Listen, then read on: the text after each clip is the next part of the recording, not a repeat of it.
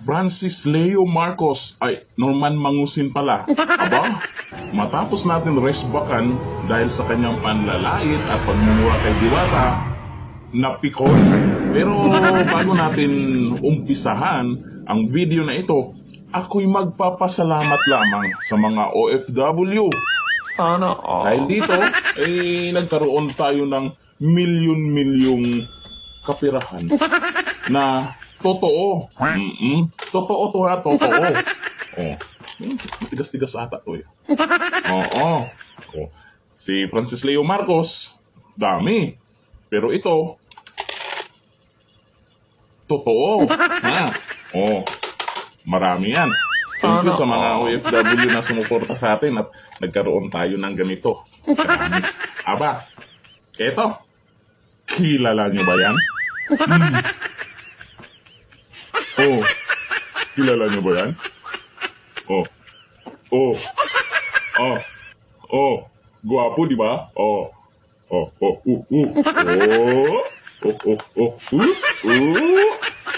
bulaga. Ah, oh,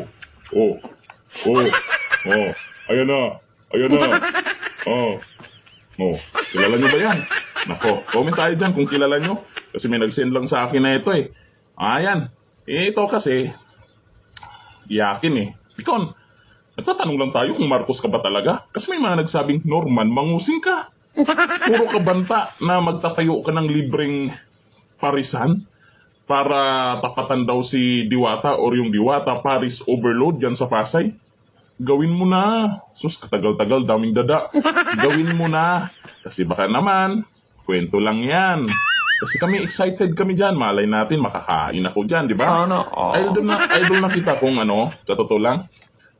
Mas idol na kita kaysa kay Diwata kung itutuloy mo yung libreng parisan. Pero wag lang isang araw ha. Hanggat bukas yung parisan ni Diwata, kailangan bukas din yung pinagyayabang mong libreng parisan. Oo.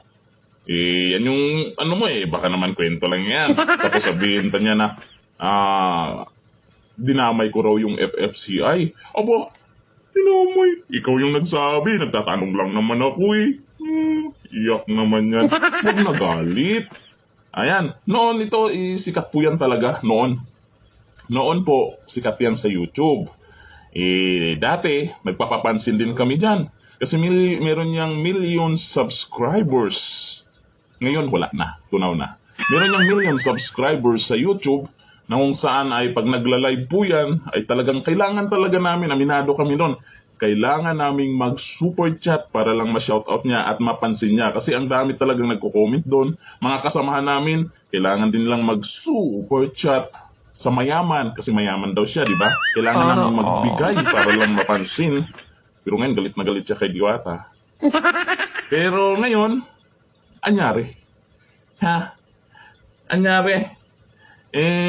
Pinatulan mo na ang kagaya ko na isang small vlogger lamang at ikaw yung sikat at nagalit ka o napikon ka. Ano? Natalo ba? Talo? Saan ba natatalo to? Hindi naman yata nagsusugal to no? Teka. Paano matalo to? Kaya mainit siguro ang ulo. Hindi nagsusugal yan. Oo. Mabait na nila lang yan. Gwapo-gwapo nga Ayan gwapo. Ang gwapo. Bluga. Sorry na, wag ka nagalit ha. Kasi pag nagagalit ka, lalo pa yung live mo na nagagalit ka sa akin, nako, maging magkamukha na tayong tatlo ni Diwata. Oo. Sinasabing palag, lubog ang panga. Ganyan ba? Ganyan? Lubog na lubog na yung panga? Ang hirap naman pag payat ka tapos nakaganyan ka. Tahan na. Huwag na iyak. Mahirap pag nagagalit ka. Magkakamukha tayo niyan. Lalo na nilalait mo si Diwata, nilalait mo rin ako. Tapos nagagalit ka. Maging magkamukha tayong tatlo. Papayag ka ba niyan? Ano? Papayag ka ba niyan? Idol na idol ka pa naman namin noon. Oo. Ikaw kasi, sinimulan mong laitin si Diwata, wala namang ginagawa sa'yo yung tao. Di ba? Ayan, si Diwata na pa naman, maraming kamukha yan na pumunta dyan sa kanyang parisan. Oo, maraming kamukha. Tapos ngayon, lumalabas, sabi mo, kamukha mo na rin kamukha na rin ako ni Diwata, lubog daw ang panga. O, diba? Gwapo mo kasi. Oh.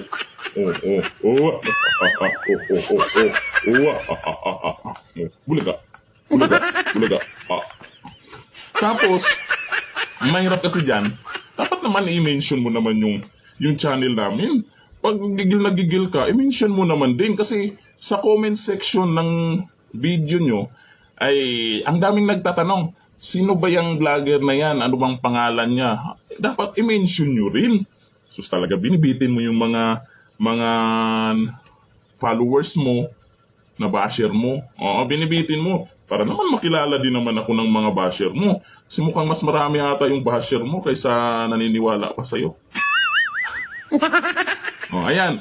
Ito, ako po'y nagsalita ulit kasi gusto ko po talagang i-challenge. Oh, dati ikaw nag-challenge sa nung pandemic. Ikaw nagmamayaman challenge di umano. Ngayon, gusto ko po i-challenge kasi napikon po ito tungkol doon sa libreng parisan niya. Kasi gumawa po tayo ng video about doon sa libreng parisan. Ay napikon po siya. Ang sabi niya, itutuloy daw talaga niya dahil daw may mga maiingay. Challenge ko po, ituloy muna. Katagal-tagal namin dami namang sinasabi. Ituloy mo na. Tapos yung sinabi mo, kahit gumastos ka ng milyones sa isang araw, ituloy mo na. Gigil mo ko dami mong sinasabi. Nagbigay na ng mayroon na siyang proyekto Walang ramdam nyo ba? Kung saang lugar yun? Tatapusin daw niya, ngayong June na daw matatapos.